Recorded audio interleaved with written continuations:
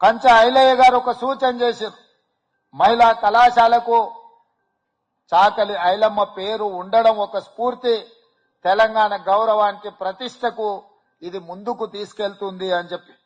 ముఖ్యమంత్రిగా ఇక్కడ అధికారులు లేరు గాని మా మంత్రివర్గ సహచరులు అందరి అనుమతితో ఇప్పుడు మైకు దగ్గరకు వచ్చే ముందు బట్టి గారితో ఏమన్నా అంటే తక్షణమే నువ్వు ప్రకటించు,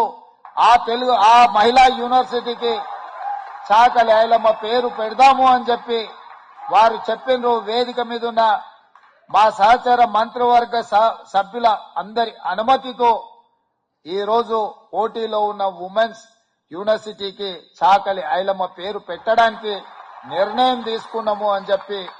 ఈ సందర్భంగా తెలియజేయడానికి నేను చాలా సంతోషిస్తున్నా. కంచ ఐలయ్య గారు ఒక సూచన చేశారు.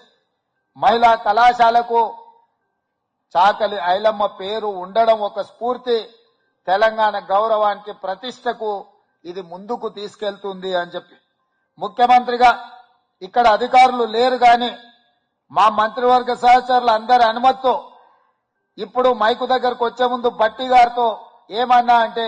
తక్షణమే నువ్వు ప్రకటించు, ఆ మహిళా యూనివర్సిటీకి చాకలి ఐలమ్మ పేరు పెడదాము అని చెప్పి వారు చెప్పిన వేదిక మీద ఉన్న మా సహచర మంత్రివర్గ సభ్యుల అందరి అనుమతితో ఈ రోజు పోటీలో ఉన్న ఉమెన్స్ యూనివర్సిటీకి చాకలి ఐలమ్మ పేరు పెట్టడానికి నిర్ణయం తీసుకున్నాము అని చెప్పి ఈ సందర్భంగా తెలియజేయడానికి నేను చాలా సంతోషిస్తున్నా. కంచ ఐలయ్య గారు ఒక సూచన చేశారు. మహిళా కళాశాలకు చాకలి ఐలమ్మ పేరు ఉండడం ఒక స్ఫూర్తి, తెలంగాణ గౌరవానికి ప్రతిష్టకు ఇది ముందుకు తీసుకెళ్తుంది అని చెప్పి ముఖ్యమంత్రిగా ఇక్కడ అధికారులు లేరు గాని మా మంత్రివర్గ సహచరులు అందరి అనుమతితో ఇప్పుడు మైకు దగ్గరకు వచ్చే ముందు బట్టి గారితో ఏమన్నా అంటే తక్షణమే నువ్వు ప్రకటించు, ఆ మహిళా యూనివర్సిటీకి చాకలి ఐలమ్మ పేరు పెడదాము అని చెప్పి వారు చెప్పిన వేదిక మీద ఉన్న మా సహచర మంత్రివర్గ సభ్యుల అందరి అనుమతితో